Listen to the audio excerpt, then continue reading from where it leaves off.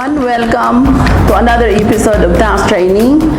Today I will discuss to you how to compute, file, and pay estate tax under the train law. Estate tax is a tax imposed under Section 84 of the National Internal Revenue Code on the net estate of the decedent, whether resident or non-resident of the Philippines. Under the train law, what is changed is only the rate. Okay, so estate tax is a tax imposed on the privilege of passing over or the transmission of properties of the decedent to the heirs or beneficiaries. It is governed by the law of succession under the civil code. So we must know what is the meaning of the gross estate in order that we can determine what is the proper amount of estate tax that we are going to pay. Because later on, I will discuss to you about the filling up of the estate tax return, how to fill it up, and I will give you some tips on how to fill up, how to compute, and how to go about the documentation of the estate tax. Non-resident decedent who at the time of the death was not a citizen of the Philippines, only that part of the entire gross estate which is situated in the Philippines shall be included in the gross estate. For Filipino resident, all property at the time of death, real or personal, tangible or intangible, wherever situated. If you are a Filipino citizen, then all the properties are subject to estate tax. Net estate under the train law, gross estate of a citizen or resident, less deductions allowed under the train law. So what are the deductions allowed from the gross estate in order to arrive at the net taxable estate? So we have deductions allowed. We have standard deduction, 5 million. We have claims against the estate as per contract, tort, or by operation of law. It depends on the amount on the claims against the estate. Claims of the deceased against insolvent persons. If the receivable of the decedent really cannot be collected because the person has no capacity to pay. Unpaid mortgages, taxes, and casualty losses. There are allowable deductions. Property previously taxed, transfer for public use, family home of 10 million, amount received by heirs under Republic Act 4917, this is the retirement, net share of the surviving spouse in the conjugal partnership or community property, that are also deductible. Conditions for the allowance of family home as deduction from the gross estate. These are the conditions in order that the family home can be deducted from the gross estate. The family home must be the actual residential home of the decedent and his family at the time of his death, as certified by the barangay captain of the locality where the family home is situated. And also, the total value of the family home must be included as part of the gross estate of the decedent. And the allowable deduction must be in the amount equivalent to the current fair market value of the family home as declared or included in the gross estate, or the extent of the decedent interest, whether conjugal, community, or exclusive property, whichever is lower but not exceeding 10 million. Computation of the net estate of a decedent who is a non-resident alien of the Philippines, the standard deduction is 500,000 as against the resident Filipino citizen, which is 5 million. Proportion of the total losses and indebtedness which the value of such bears to the value of his entire gross estate wherever situated. Losses and indebtedness shall include the following. So the computation of the net estate of a decedent who is a non-resident alien of the Philippines, we have to compute the claims against the estate and the claims of the deceased against insolvent persons where the value of the interest therein is included in the value of the gross estate. So the unpaid mortgages, taxes, and casualty losses. The allowable deduction under this subsection shall be computed using the following formula. So the formula for non-resident alien who has property in other country, you have to compute the Philippine gross estate divided by the world gross estate, multiply by item number 2, meaning the claims against the estate, equals allowable deduction here in the Philippines. It is prorated based on the actual unpaid mortgages in relation with the other unpaid mortgages in other part of the world, and then prorate it with the mortgages or that should be claimed in the Philippines equals the allowable deduction here in the Philippines. The property previously taxed, the transfer for public use, and the net share of the surviving spouse in the conjugal property or community can also be deducted from the gross estate of the non-resident decedent. So unless otherwise provided, the rules for the availment of deductions in the preceding section shall apply. So the proper presentation of the family home and standard deduction as deductions from the gross estate is the following. We have some illustrations. Why? Because under the train law, the deductions for the family home is now 10 million as compared to the previous standard deduction for family home, which is only 1 million, and also the standard deduction of 1 million. Now, family home is 10 million standard deduction. So, illustration number 1, the decedent is unmarried, the family home is more than 10 million. Example, real and personal properties is 18 million, family home is 20 million, the gross estate is 38 million. Less deductions.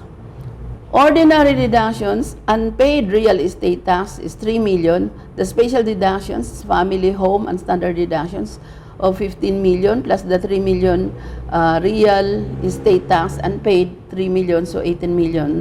Net taxable estate is 20 million. The decedent is unmarried, meaning single. Another example is the decedent is married, the family home is conjugal, the property is more than 10 million. So the conjugal properties, family home is a conjugal property, 20 million. Real and personal properties, 18 million. Exclusive properties, 10 million. Total, 48 million, the gross estate. So less ordinary deductions, conjugal ordinary deduction is 3 million. So, subtract it from the total conjugal property of 38 million, we have net conjugal estate of 35 million. The special deduction family home is 10 million, standard deduction is 5 million, total deduction is 18 million. So, the net estate is 30 million less 1/2 share of the surviving spouse, 17,500,000. Okay, so net taxable estate is 12,500,000. Decedent is married. The family home exclusive property more than 10 million. So we have here the example, conjugal properties, real and personal properties 18 million, exclusive properties 20 million. The gross estate is 38 million. Conjugal ordinary deductions, 3 million, so net conjugal estate is 15 million. Special deduction, family home, 10 million, standard deduction, 5 million, total deductions, 18 million. Net estate is 20 million. Less 1/2 share of the surviving spouse, 7,500, which is 1/2 of the net conjugal estate of 15 million. So we have the net taxable estate of 12,500,000. Decedent is unmarried, the family home is below 10 million. So real and personal property, 14 million, family home is 9 million. Gross estate is 23 million. Ordinary deduction is 2 million. Special deduction is only 14 million. Why? Because family home is only 9 million. The standard deduction is 5 million. So total deduction 16 million. Net taxable estate 7 million. Decedent is married, the family home is conjugal property and is below 10 million. So we have the family home of 9 million, real and personal properties 14 million, exclusive properties 5 million. So we have the total of gross estate of 28 million, composed of 23 million conjugal property and 5 million exclusive property. So less ordinary deduction and conjugal deduction. So we have net conjugal estate 21 million and the special deductions are family home 4,500, standard deduction 5 million, total deductions 11,500,000, net estate 16,500,000 less 1/2 share of surviving spouse 10,500,000, net taxable estate is 6 million. Why is it here that the family home is only 4,500,000 special deduction instead of the 10 million allowable? Why? Because the family home is conjugal and the value of the family home is only 9 million, one half of that owned by the decedent, so only 4,500,000, because the other one half, 4,500,000, belongs to the spouse, which is a surviving spouse. So it is not included in the estate of the husband. Decedent is married, the family home exclusive property below 10 million. So conjugal properties, real and personal properties, 14 million, exclusive properties, family home, 9 million. So gross estate is 23 million. Conjugal ordinary deductions, 2 million. So the net conjugal estate is 12 million. Special deductions, family home here is 9 million. Why? Because it is an exclusive property of the husband. So it is all taxable for estate tax purposes. So standard deduction is 5 million. Net estate, the total deduction 16 million. Net estate is 7 million less one half share of the surviving spouse, 6 million. So the net taxable estate is 1 million. So these are all the illustrations for the computation of the gross estate. The net taxable estate, we have arrived at the net taxable estate, and how much is the rate now under the train law? Multiply the net taxable estate by 6% and you get the estate tax due. We have explained, give examples on how to compute the estate tax due. Now, how to fill up the estate tax return in order that you can pay your estate tax due. And I will give you some tips on how to fill it up and how to maintain documentation for estate tax purposes. We have BIR form number 1801 or 1801. This is the estate tax return enhanced January 2018 ENCS version. Number 1 is the date of death. Date of death, the supporting document for this is your death certificate. And for the death certificate, the requirement is it should be coming from the National Statistics Office or the PSA today, the Philippine Statistics Authority. It should be certified by the Philippine Statistics Authority for the date of death. It is coming from the death certificate. And for the death certificate, you must have at least 3 copies, certified copy, in order that it can be attached to the documents in the BIR, because the original will be to the taxpayer. Line number 2, amended return, yes or no. If this is an original return and you have not yet filed another return, then you said yes. But if you have previously filed a return, then this is no. Number of sheets attached, alphanumeric tax code, we have ES010. Taxpayer identification number or TIN for the taxpayer information. So we have the 9 digits because the last digits are for the branch and the RDO code. For the tax identification number, remember that you cannot use the TIN of the decedent when he was still alive. The BIR will issue another tax identification to the estate because the tax identification number of the decedent when he was still alive cannot be used in his estate tax because the estate is another taxpayer, no longer the taxpayer when he was alive. Line number 7, we have taxpayer name, estate of. Why estate of? Because this is not really the person when he was still alive. This is already the estate because what you are taxing here are only the property of the decedent or the person who have died. So residence of decedent at the time of death. Remember that there is a source document for this. And where is this decedent address or residence at the time of death? This is very important. This is coming from the death certificate. So that if the death certificate has a different address, then you have a problem. Why? Because if the residence of decedent at the time of death is different from the actual residence at the time of death with the residence as written in the death certificate, then the residence at the death certificate will prevail. Okay, so what is the problem?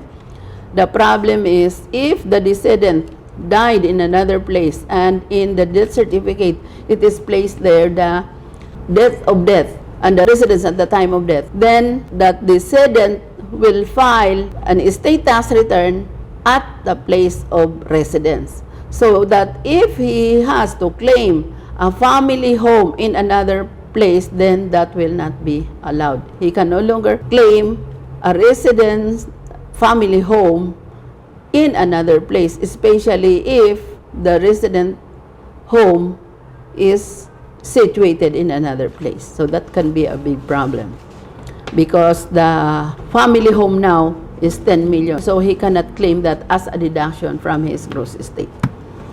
And then there is a question in line number 9, non-resident alien, yes or no. If the decedent is a non-resident alien, then what is our rule? The non-resident alien is taxable only on properties situated in the Philippines. And where are you going to file the estate tax return of the non-resident alien? In the RDO number 39, South Quezon City. Why? Because all the foreign transactions are filed in that district because RDO 39 has the jurisdiction of the national office. So all transactions abroad or foreign transactions are being processed in RDO 39. Line number 10, name of executor, administrator, last name, first name, middle name for individual or registered name for non-individual. Line number 11, TIN of the executor or administrator and the contact number. What is the difference between executor and administrator? Executor if the decedent left a last will and testament, and administrator if the decedent has no last will and testament. Why? Because what the executor will do is just to execute the last will and testament after it is being probated in court. But the administrator has to administer the estate because it has no last will and testament. Number 13, email address of the administrator or executor. Number 14, are you availing of tax relief under special law or international tax treaty? Yes or no? If yes, specify. Line number 15, mark applicable box. 15A, has an extension to file return been granted? Yes or no? 15B, has the estate been settled judicially? Yes or no? 15C, has an extension to pay the tax been granted? Yes or no? 15D, has an installment payment been granted? Yes or no? Monthly, quarterly, semi-annual, others specify. Line number 16, net taxable estate. Line number 17, applicable tax rate. Number 18, estate tax due. For the applicable tax rate, we only have 6%. But prior to the train law, we have graduated rates. And what is the rule on the tax rates? The tax rates prevailing at the time of death of the decedent will prevail. Line number 18, we have estate tax due. Line number 19, less tax credit payment. Foreign estate tax paid, especially if the decedent has property abroad and he has to pay also estate tax abroad. If a Filipino citizen with property abroad and paid estate tax abroad, then that estate tax payment should be deducted in the estate tax payable here in the Philippines. But it is limited only to the amount or to the value of the property that he paid in the foreign country. Tax paid in return previously filed if this is an amended return. What do we say about amended return? It is the original return filed, but since we have some correction or we have some property to add on the estate, so we have to file again another estate tax, so we call it as amended return. So if this is an amended return, then you are going to attach the Xerox copy of the previously filed return. So the total and then the tax payable. Less portion of tax allowed for payment by installment to be paid on or before, we have to put the date.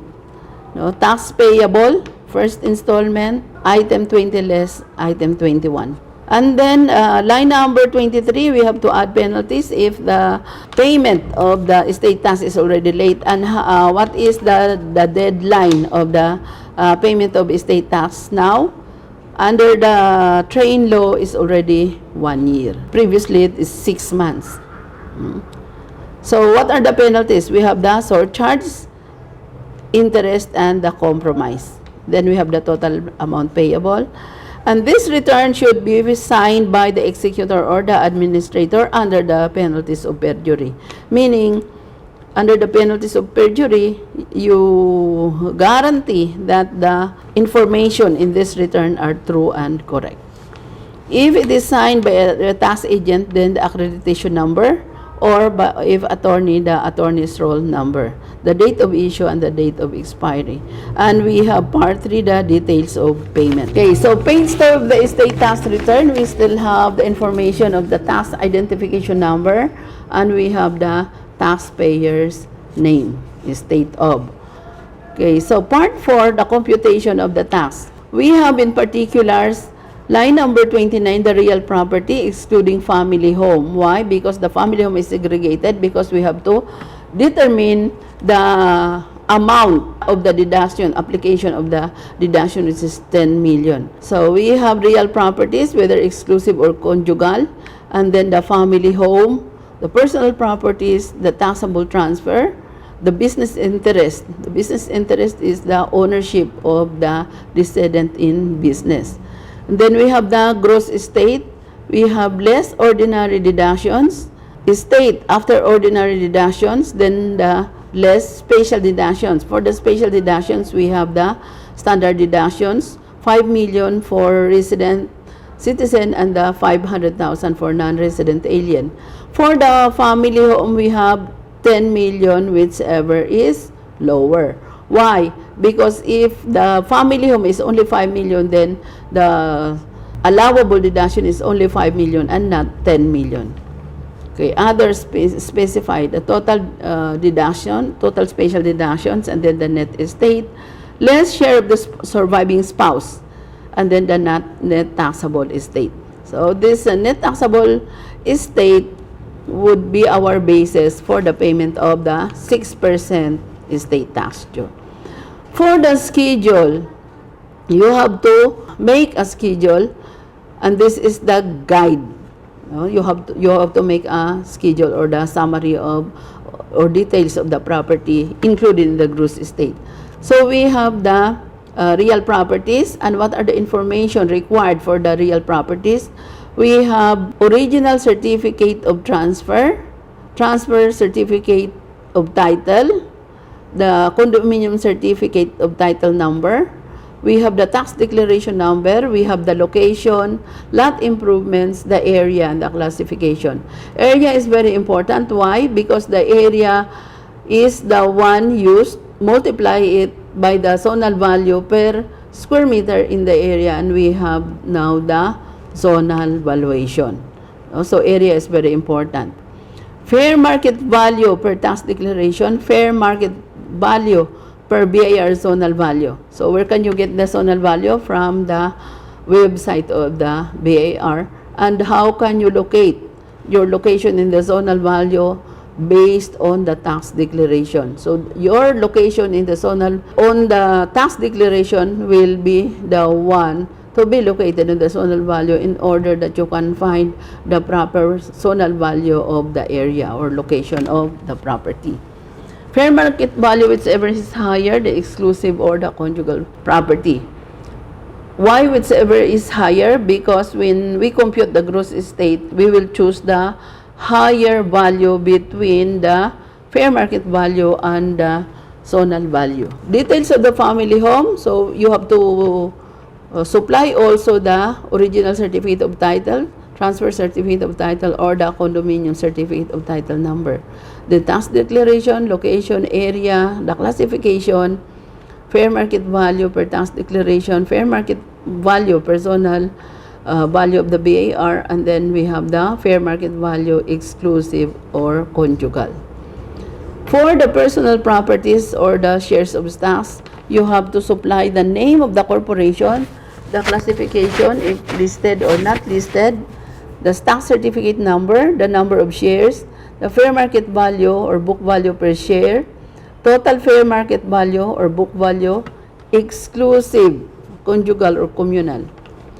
Schedule 2A, other personal properties. Particulars, fair market value, exclusive or conjugal or communal. Total. Schedule 3, taxable transfers.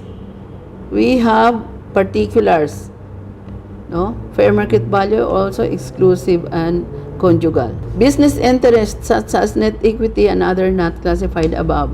So the trade name or business, the registered address, the RDO code, and then the exclusive or conjugal or communal properties.